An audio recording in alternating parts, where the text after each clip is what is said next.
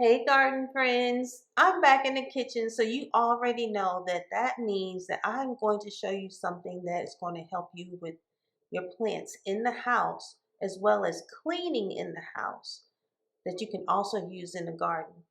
But being that I'm in the kitchen, it means that it's something that you already have right here that's going to save you time and money. So there are two things that my grandmother kept in her pantry that she used on her plants. And I know that you have them in your pantry too. So my grandmother and my great grandmother, they loved to garden. They loved house plants, but they didn't have all of the big mega stores that had aisles and rows of all of the products that we have today. And a lot of the things that are out there today have a lot of chemicals in it. But when you do really look at the active ingredient, it's something natural that we already have. So why not use the natural form? Today we're going to talk about these two spices, cloves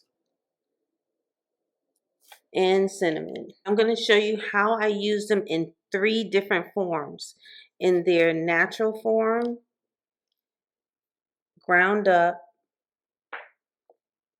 and as an oil. So yeah, we know cloves and cinnamon as spices, right? It's something that we cook with, we bake with, and we use them during the holidays because why? They smell absolutely amazing. But did you know that they are also used as a pesticide and as a fungicide? And they are amazing for your house plants and in the garden. So I'm going to show you a few ways that I like to use them. This is my mini fiddle leaf. She's so cute. I've had it about 3 years now. But if we look close, I'm getting some rusting on her leaves. See that? I'm going to fix that. Now, another problem with house plants, especially during the summer and warm months, is that they can attract fungus flies or gnats. So I'm going to show you exactly what I do for all of these problems with the house plants. So I'm just simply going to take a little bit of the cinnamon, and you can mix the cinnamon and the clove together, which I like to do. Just a little. And I'm simply going to sprinkle this, a light dusting on the top of the soil. And it doesn't matter if the soil is, see, there's a gnat. Doesn't matter if the soil is wet or dry.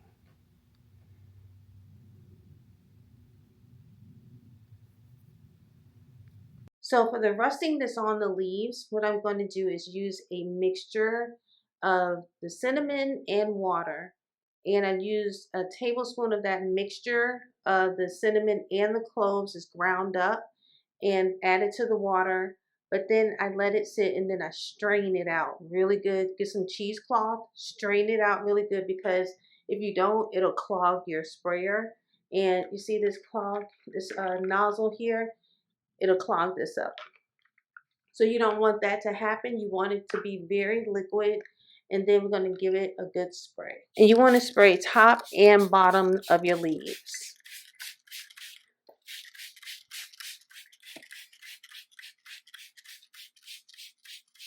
And you can spray the soil too.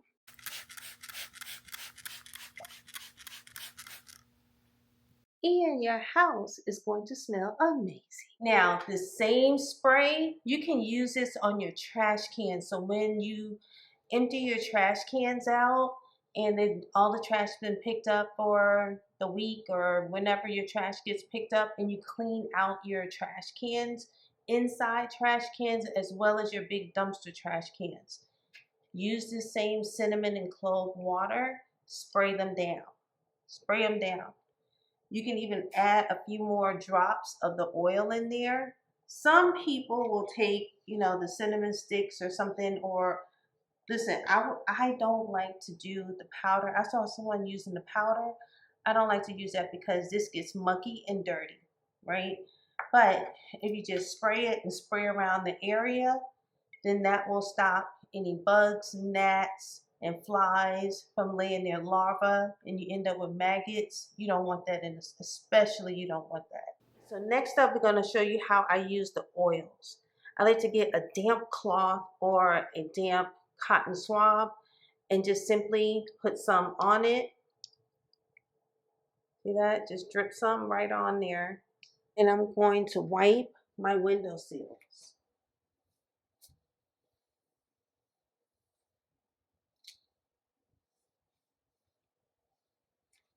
Think about how small a gnat is. Yeah, it can get through the screen.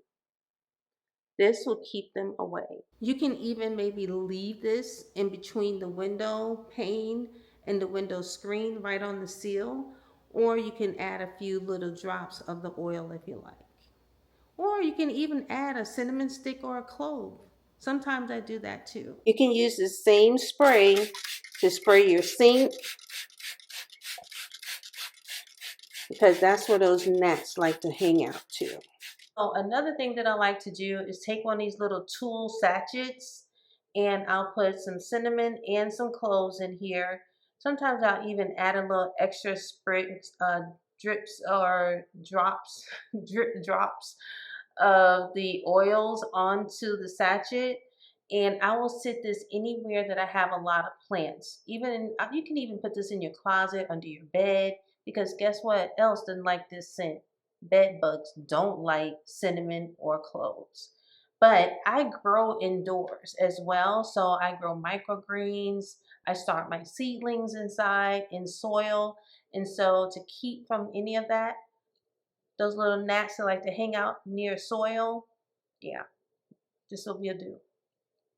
So simple, easy fix, something that you already have in your pantry. Now I'm going to go outside and show you what I do in the garden. Now, if you're going to have a cookout or you just simply hanging out in your yard, but you don't want to be bothered with any type of pests, especially ants, just simply sprinkle some of this ahead of time and no worries.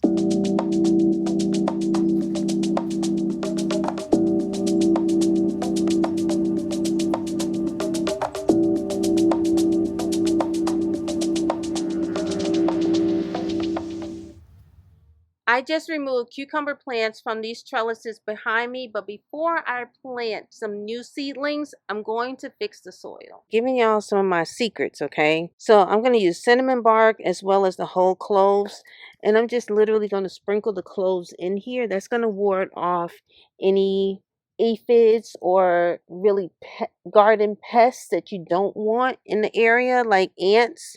And then you can also sprinkle a little bit of the ground cloves and a little bit, just a little of the cinnamon as well. So what that's also going to do is if there was any like mildewy fungus in the area from those old cucumber plants, that's going to help to rectify that situation. I want to give my new seedlings a fighting chance.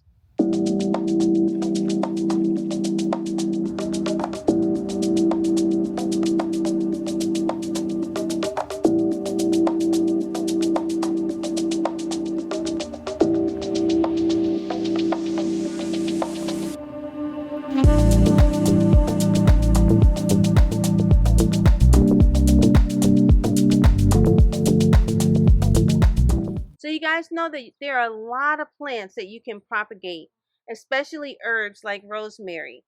And I'm going to show you how to use the cinnamon to help you propagate. You want a clean pair of shears. You get your clipping.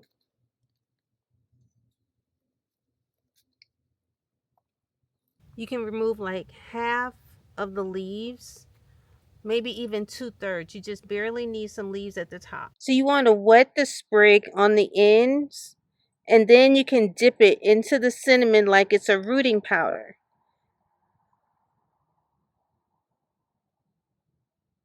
So you never want to take your cutting and dip it into a container of your rooting powder or your cinnamon, because what if it would had a disease on it? You don't want to contaminate the entire container. So it's better to just sprinkle some onto a towel or a paper towel. Now, this cutting is ready to go into a nice moist soil and it will begin to grow roots. and it will grow roots and be ready to plant. Guys, I am outside of Atlanta, Georgia, and they don't call it Hot Atlanta for nothing. We start our mornings out at 80 degrees. I don't care if it's 7 o'clock in the morning, it is 80 degrees in the summer. And blight is one of the biggest issues that y'all reach out about. So I'm going to show you how to use that same water, the same cinnamon water, but you can't do it in the heat of the day. So either really early morning or just before sunset, you can go ahead and prune some of the bad leaves that have the blight.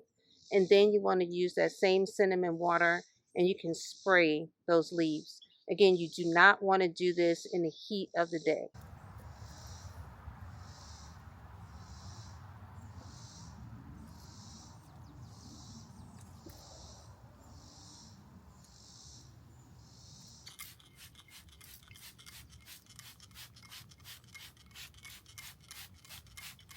Now, sadly, a storm recently came through and knocked down some of the hydrangeas. And when I noticed that some of the branches were damaged, one of the first things I did was go run for the cinnamon. See how this blossom is already turning brown? I can tell that the branch that it's connected to got damaged. One of the things that you can do to repair a branch is just simply take some cinnamon on a cotton swab and you can rub the area.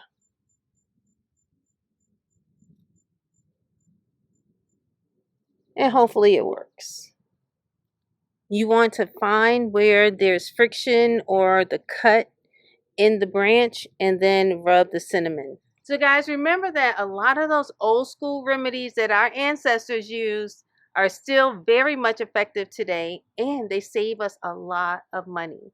So until the next video.